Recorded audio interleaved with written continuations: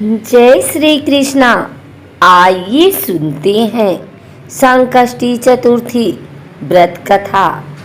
एक समय की बात है, विष्णु भगवान का विवाह लक्ष्मी जी के साथ निश्चित हो गया। विवाह की तैयारी होने लगी। सभी देवताओं को निमंत्रण भेजे गए, परंतु गणेश जी को निमंत्रण नहीं दिया।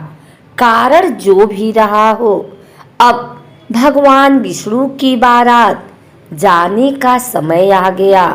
सभी देवता अपनी पत्नियों के साथ विवाह समारोह में आए। उन सब ने देखा कि गणेश जी कहीं दिखाई नहीं दे रहे हैं। तब वे आपस में चर्चा करने लगे कि क्या गणेश जी को नहीं न्योता है या स्वयं गणेश जी ही नहीं आए हैं। सभी को इस बात पर आश्चर्य होने लगा। तभी सबने विचार किया कि विष्णु भगवान से ही इसका कारण पूछा जाए। विष्णु भगवान से पूछने पर उन्होंने कहा कि हमने गणेश जी के पिता भोलेनाथ महादेव को न्योता भेजा है। यदि गणेश जी अपने पिता के साथ आना चाहते तो आ जाते। अलग से न्योता देने की कोई आवश्यकता भी नहीं थी। दूसरी बात यह है कि उनको 1.25 मन मूंग, 1.25 मन चावल, 1.25 मन घी और 1.25 मन लड्डू का भोजन दिन भर में चाहिए। यदि गणेश जी नहीं आएंगे तो कोई बात नहीं, दूसरे के घर जाकर इतना सारा खाना पीना अच्छा भी नहीं लगता।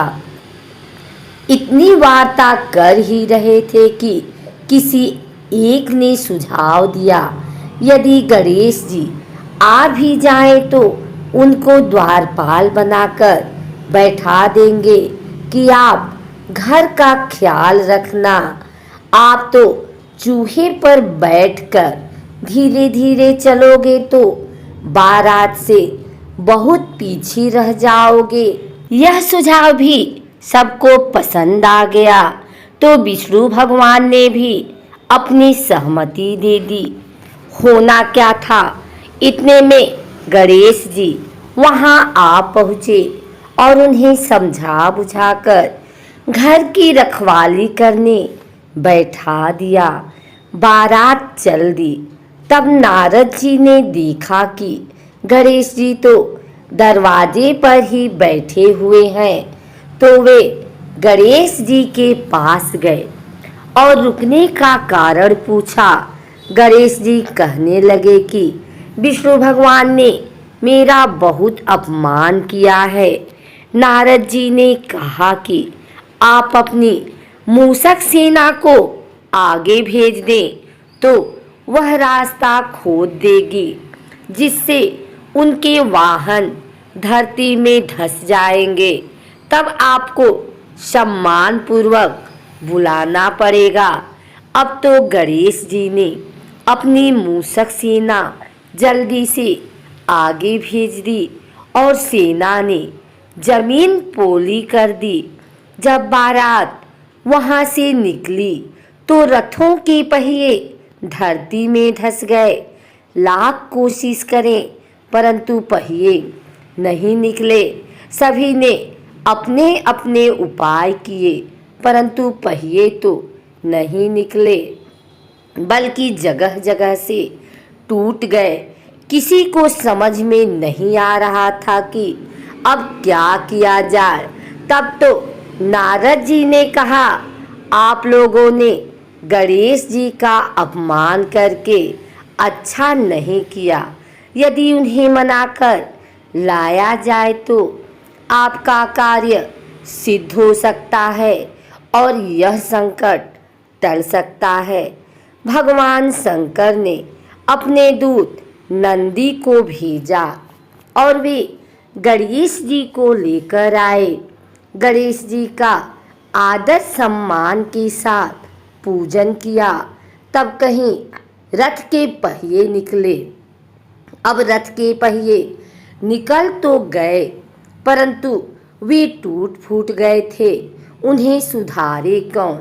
पास के खेत में खाती काम कर रहा था, उसे बुलाया गया।